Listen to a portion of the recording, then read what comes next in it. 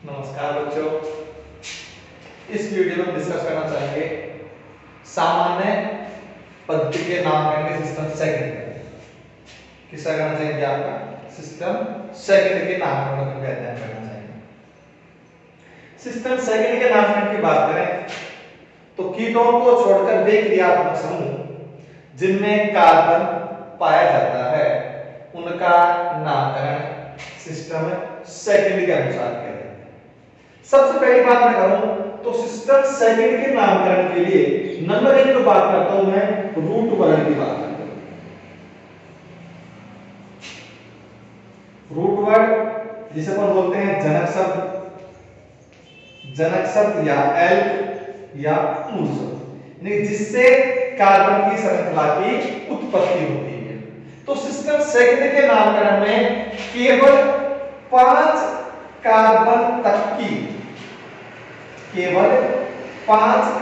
तक की श्रृंखला का अध्ययन किया जा सकता है। ध्यान रखिए कि जब सिस्टम सेकंड का नामकरण किया गया उस समय केवल 5 कार्बन तक की श्रृंखला की जानकारी थी। यहां पर बात करें कि 5 कार्बन तक की श्रृंखला का अपन अध्ययन सिस्टम सेकंड के अनुसार कर सकते हैं। उनके लिए पर जनक शब्द जो थे सिस्टम सेकंड के नामकरण के जो जनक शब्द थे वो कुछ अलग से थे। तो उनके लिए पर जनक सारणी की बात करें, जनक सारणी किसकी बात करें भैया? सिस्टम सेकंड की जनक सारणी की भैया बात कर रहे हैं। ध्यान रखिए हम किसकी बात कर रहे हैं? सिस्टम सेकंड की जनक सारणी की बात कर रहे हैं। तो कार्बन परमाणु की संख्या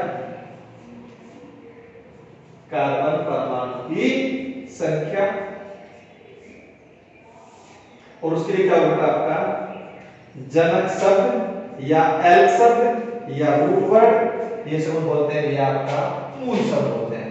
हर बुक में आपको लगेगा।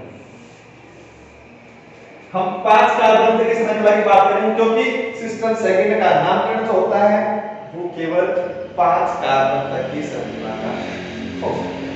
तब बात करें एक जो कार्बन होता है, यदि किसी कार्बनिक यौगिक में कार्बन परमाणु की संख्या 1 होती है तो उसका जनक शब्द होता है हार। क्या होता है? हार। 2 कार्बन परमाणु की संख्या होगी तो उसके लिए होता है एसिड। यदि कार्बन परमाणु की संख्या 3 होगी तो उसके लिए होता है प्रोपिओन।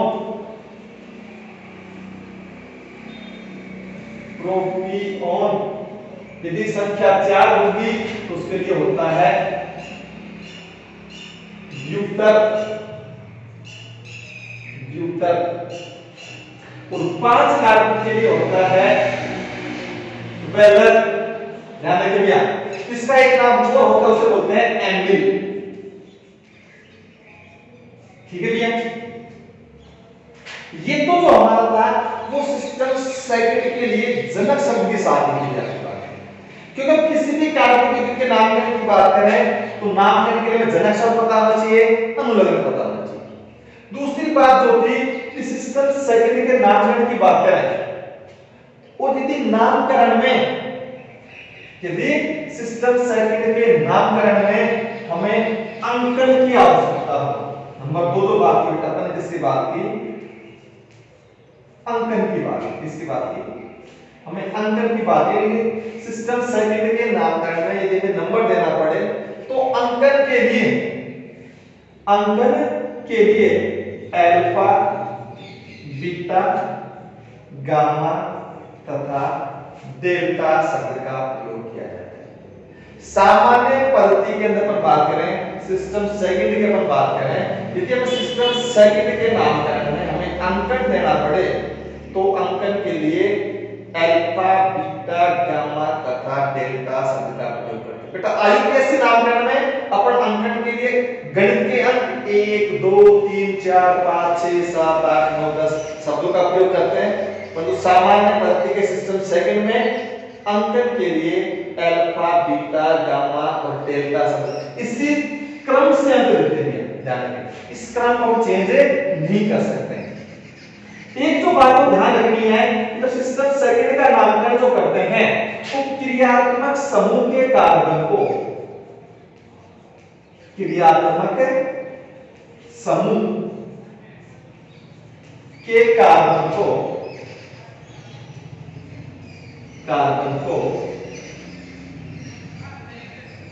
अंक नहीं देते हैं। ठीक है भैया, क्यों? 5 कार्बन की श्रृंखला है, हमारे पास सब तो 4 ही है, तो एक तो रहेगा ही आपका। तो जो क्रियात्मक समूह वाला कार्बन है उसको अपन अंक नहीं देते हैं, लेकिन क्रियात्मक समूह से अगले कार्बन को अपन अंक देना शुरू करते हैं। उसको अल्फा देते हैं, फिर बीटा देते हैं, फिर गामा देते हैं, फिर किसका प्रयोग करते हैं बेटा? आपका डेल्टा शब्द का प्रयोग करते हैं। अब बात करें सिस्टम सेकंड में, तो बात करें अनुलग्न की बात। देखो मैं फर्स्ट वीडियो में पढ़ा था क्या, सिस्टम फर्स्ट के अंदर जो क्रियात्मक समूह थे हमने उनके अनुलग्न भी लिखे थे। मैं फिर से इस पे रिपीट करना चाहूंगा भैया। सबसे पहले जो क्रियात्मक समूह है उसको सूत्र के रूप में लिखना भैया आपका ये कार्बोक्सी का मान। कौन भैया? कार्बोक्सी का मान। इसका जो अनुलग्न है वो है इक अम्ल। कौन भैया? इक अम्ल नंबर 1। नंबर 2 है वो है एल्डिहाइड। ये हमारा कौन है भैया? आपका एल्डिहाइड है। इसका अनुलग्न होता है एल्डिहाइड। नंबर 3 जो है वो हमारा है CONH2 एमाइड है। इसका होता है एमआईडी होता है भैया। नंबर 4 है अमल हैलाइड COX। ठीक है, X के अंदर यहां पर कौन कौन हो सकते हैं?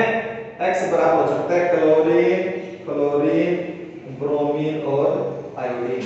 इसका होता है YL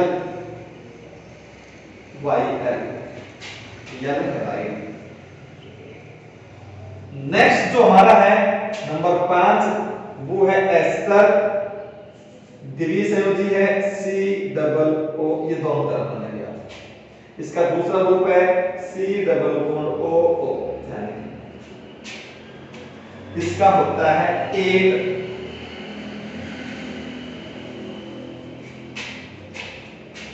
नेक्स्ट है अमल एनहाइड्राइड COO। इसको दूसरे रूप में लिख सकते हैं COO। इसका होता है इक एनहाइड्राइड। ठीक है भैया, एक चीज ध्यान रखनी है, उसको नोट डाल के लिख रहा हूं भैया। एस्टर में इसके अंदर दिया एस्टर COO। एस्टर में ऑक्सीजन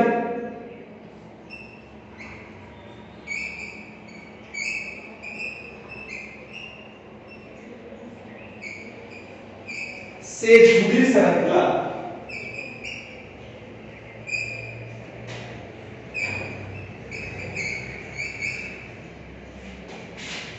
सदैव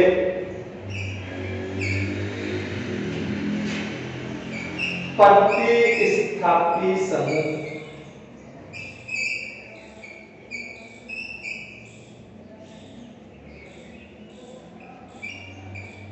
होती है। और आपको पता है प्रतिस्थापी समूह का नामकरण सदैव किसके रूप में होता है भैया? पूर्वलग्न के रूप में होता है। वे शब्द जिनका प्रयोग जनक शब्द से पहले किया जाता है। ठीक है भैया, ये जो हमारे थे वो सिस्टम सेकंड के, ये जो हमारे 3 नियमों लिखो।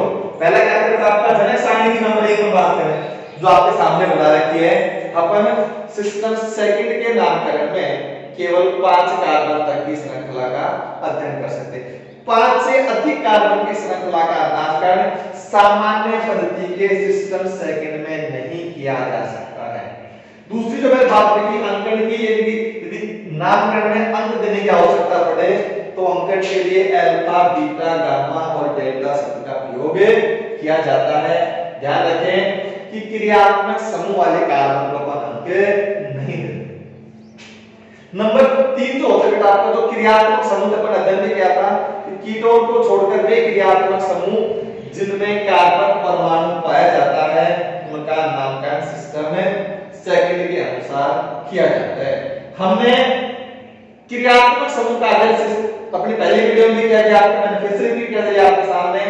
कार्बोक्सी का अम्ल जिसका मतलब होता है ई का अम्ल, एल्डिहाइड होता है एल्डिहाइड, एमाइड का एमाइड होता है भैया, अम्ल हैलाइड होता है यल हैलाइड, वाई यल हैलाइड होता है आपका। एस्टर का एक होता है अम्ल एनहाइड्राइड होता है बेटा आपका इक एनहाइड्राइड। एक चीज ध्यान रखनी है कि जब भी अपन एस्टर का नामकरण करेंगे तो जो श्रृंखला ऑक्सीजन से जुड़ी है, इस वाले ऑक्सीजन जुड़ी है आपका, उसका नामकरण सदैव प्रतिस्थापी समूह के रूप में किया जाता है। चाहे श्रृंखला छोटी हो, चाहे श्रृंखला बड़ी हो, चाहे अल्फाबेट पहले आती हो, चाहे अल्फाबेट में बाद में आती है। ठीक है भैया।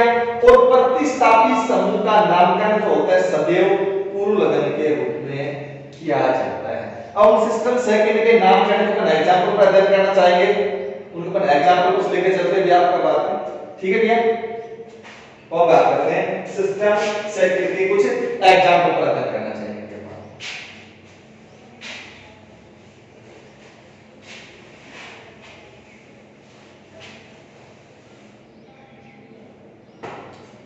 एग्जांपल नंबर फर्स्ट पर बात करें।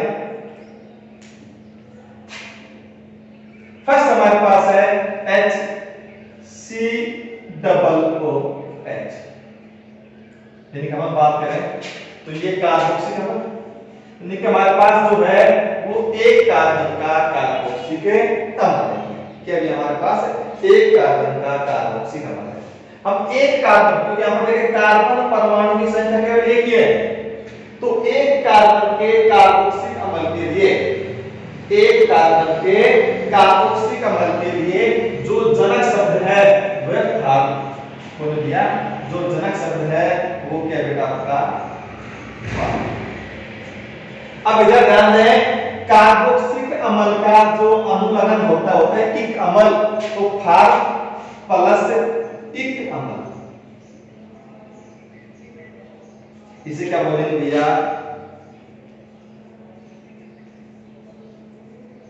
फार्मिक अम्ल। क्या बोलेंगे इसे भी आपका फार्मिक अम्ल बोलेंगे। नेक्स्ट अपन एग्जांपल लें CH3 CH2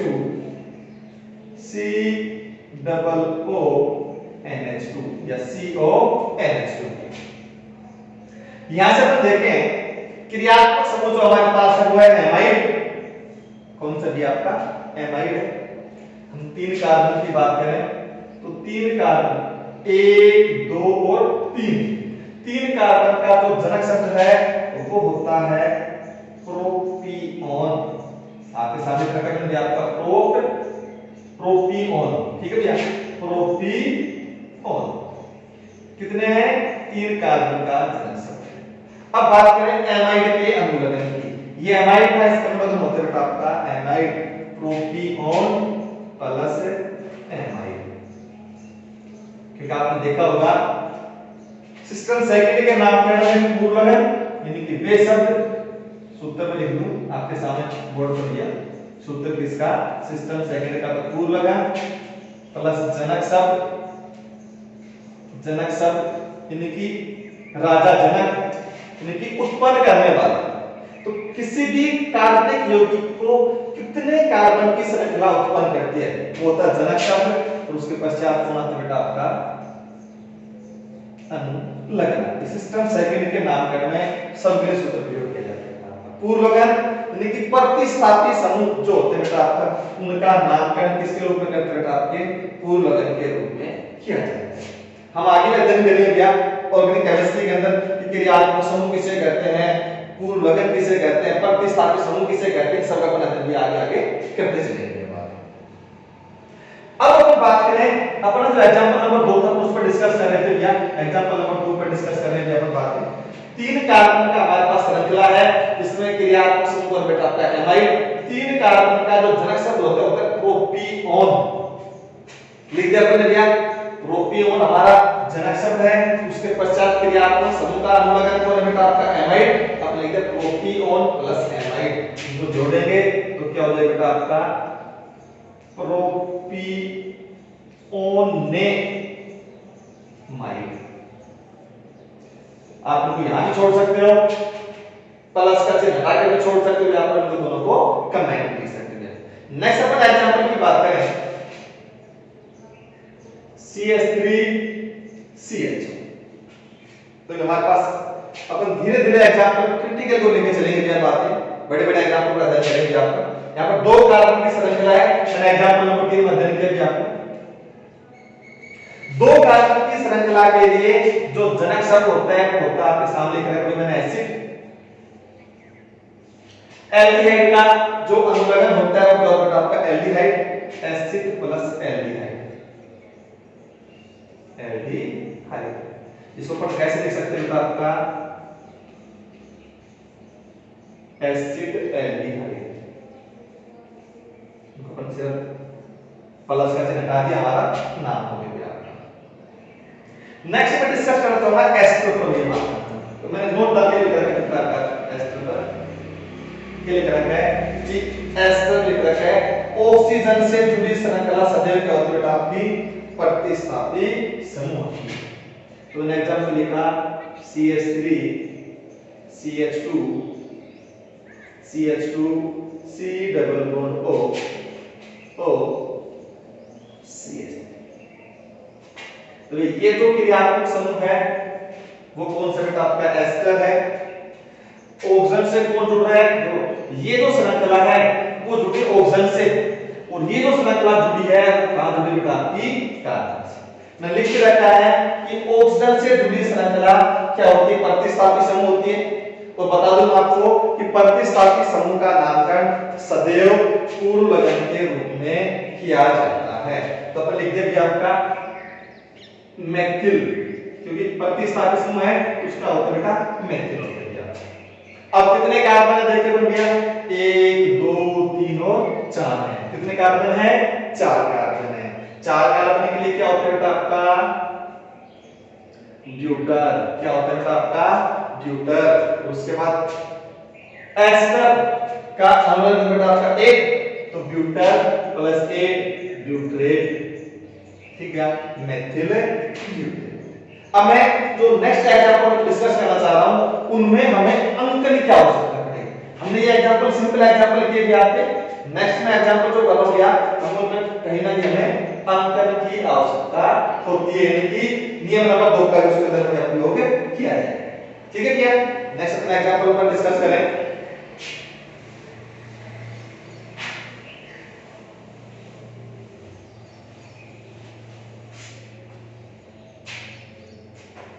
हमारे पास एग्जांपल है CH3 CH Cl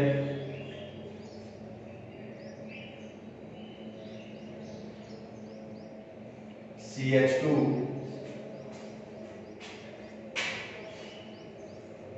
COOH। मैं नेक्स्ट एग्जांपल मैं पहले एग्जांपल लिखता हूं आपके सामने, एग्जांपल नंबर 5, एग्जांपल नंबर 6 लिखा,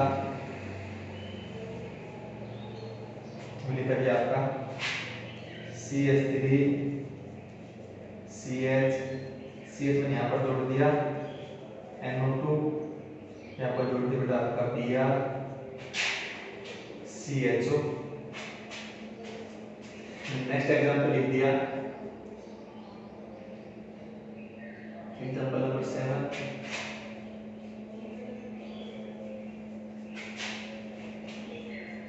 मैक्सिमम कार्बन संख्या दी आपकी COCl, जिसको मैं दूसरे लिख सकता हूँ भैया C≡OCl। ये हमने कराई है।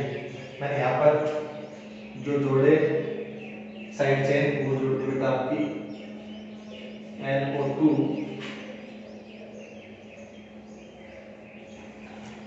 CH3 और फ्लोरीन। ठीक है, मैंने 3 एग्जांपल ले लिया। मैं फर्स्ट एग्जांपल पर डिस्कस करूं यहां पर। सबसे पहले अपन देखें कि हमारे पास कितने कार्बन है, 1 2 3 और 4। दिक्कत यहां पर क्या है कि 4 कार्बन के साथ एक पार्श्व श्रृंखला की नॉन-डोनल कार्बन क्लोरीन जुड़ है। तो अब इसके लिए किसकी आवश्यकता पड़ेगी बता आपकी, अंकन की आवश्यकता पड़ेगी। अंकन में ध्यान रखें क्रियात्मक समूह ये, तो क्रियात्मक समूह के कार्बन को अंक नहीं देते हैं। नेक्स्ट कार्बन दिया अल्फा, इसको दिया बीटा और इसको दिया गामा। जो बीटा पर कौन जुड़ रहा है, क्लोरो, लेकिन दिया बीटा क्लोरो। 4 कार्बन, कुल कितने कार्बन है, 1 2 3 और 4। 4 के लिए जनक शब्द है ब्यूटर, कौन लिया आपका ब्यूटर। और कार्बोक्सिलिक अम्ल, ये राइस अम्ल का बेटा आपका एक अम्ल, तो क्या होगा बेटा आपका ब्यूट्रिक अम्ल। नेक्स्ट अपना एग्जांपल देखिए भैया, 4 कार्बन है, एल्डिहाइड क्रियात्मक समूह है, इसके कार्बन नहीं देंगे भैया, इसको अल्फा, इसको बीटा और इसको गामा। डायरेक्ट अल्फा पर नाइट्रो और बीटा पर ब्रोमो, तो बी पहले आते हैं, ब्रोमो के लिए बी शब्द का प्रयोग करते हैं, नाइट्रो के लिए एन शब्द का प्रयोग करते हैं, तो क्या होगा आपका बीटा ब्रोमो। फिर कौन होगा भैया आपका, नेक्स्ट होगा अल्फा नाइट्रो। कितने कार्बन है, 4 के लिए होगा ब्यूटर। और एल्डिहाइड का अनुलग्न क्या होगा बेटा आपका एल्डिहाइड, लिख दिया एल्डिहाइड। नेक्स्ट एग्जांपल देखते हैं, ये हमारे पास है अम्ल हैलाइड COX, ये रहा आपको देखिए, इसके कार्बन को नहीं देंगे भैया, अल्फा बीटा गामा और डेल्टा। ध्यान रखिए अल्फा बीटा गामा, गामा पर कौन हमारे पास है आपका फ्लोरो, पहले आता है आपका, तो गामा फ्लोरो।